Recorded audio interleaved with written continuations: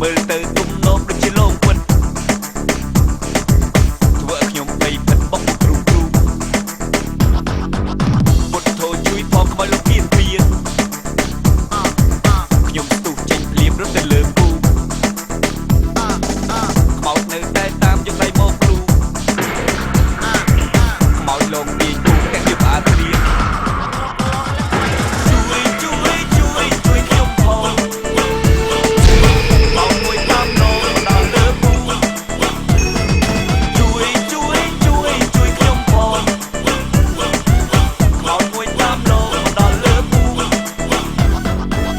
ជួយផងខ្មោចលោកស៊ីពោត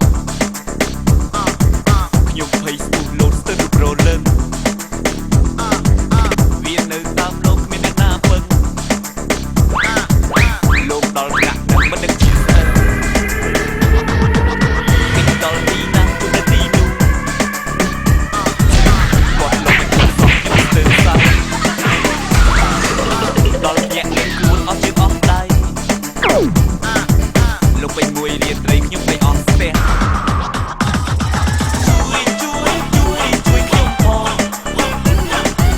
ខ្មោចមួយតាមលោកដល់លើពូជួយខ្ញុំផង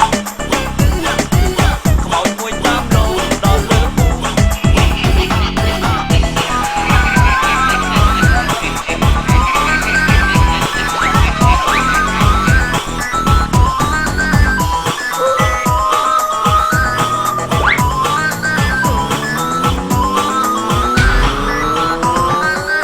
ជួយផងមកលោកស៊ីពោតខ្ញុំភ័យស្ទុះលោតស្ទើរប្រលឹងវានៅតាមលោកគ្មានអ្នកណាពឹងលោកដល់ថ្នាក់នឹងមិនដឹងជាស្អីតិចដល់ទីណាទូនាទីនោះគាត់លោកមិនជប់សោះខ្ញុំស្ទើរខ្សែដល់ញាក់នឹងខ្លួនអស់ជើងអស់ដៃលោកពេញមួយរៀនត្រីខ្ញុំពេញអស់ស្ទះជួយខ្ញុំផងខ្មោចមួយតាមលោកដល់លើពូ